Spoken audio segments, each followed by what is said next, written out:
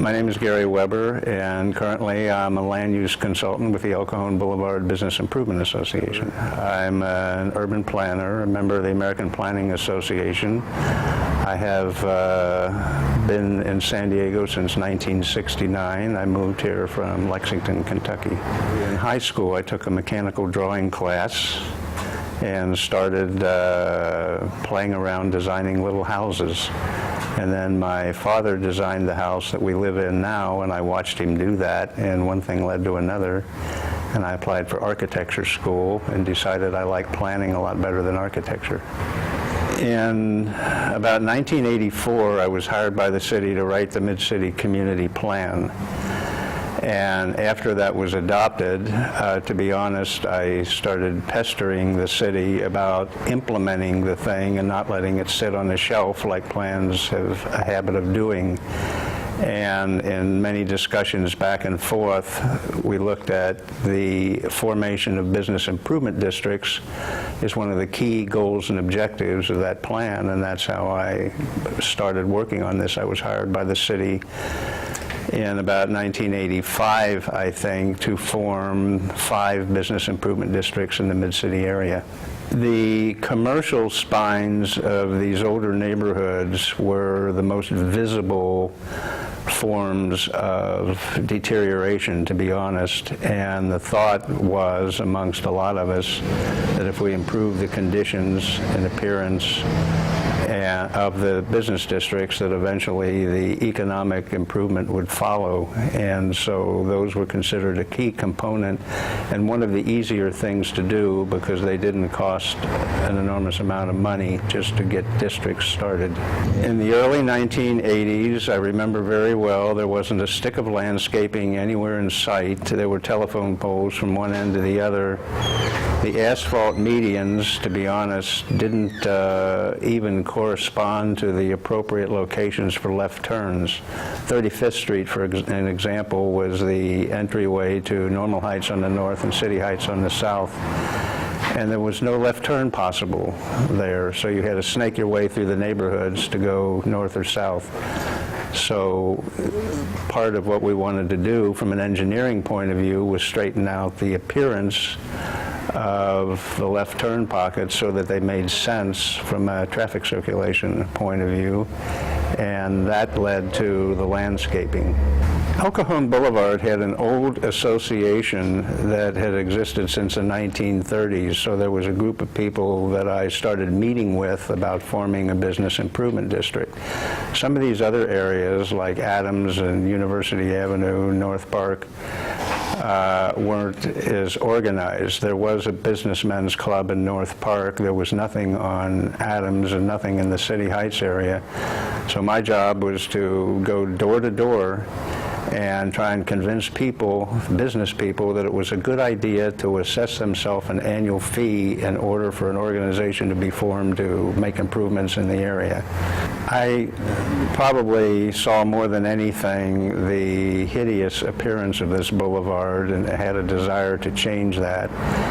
And we talked about street lights, street trees, landscape medians.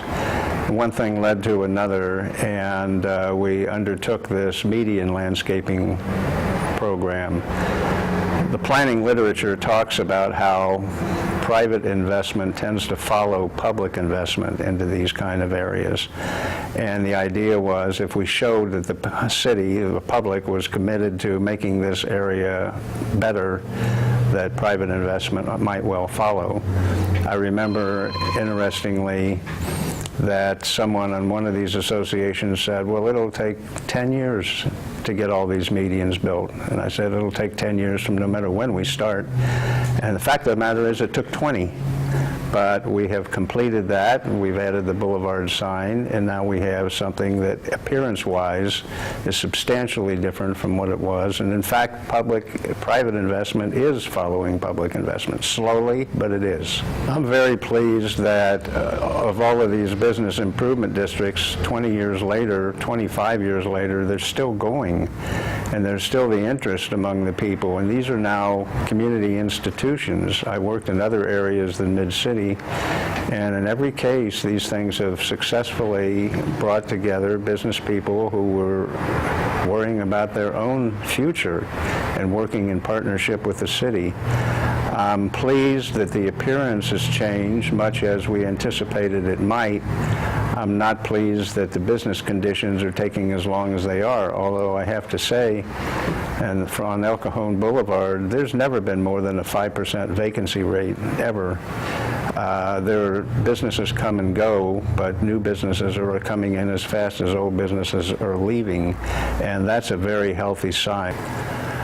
I think the next phase, and we're in our 10th year of making that phase work, is the private investment, the new construction. I've always seen this boulevard as having great potential for infill development, residential development, mixed-use development. We built our transit plaza at the Route 15 freeway when that thing came through so that we could see development next to and adjacent to a freeway in a very central location with a lot of access. It has not happened as much as we had hoped it would, but the city has expressed an interest in continuing to work on that.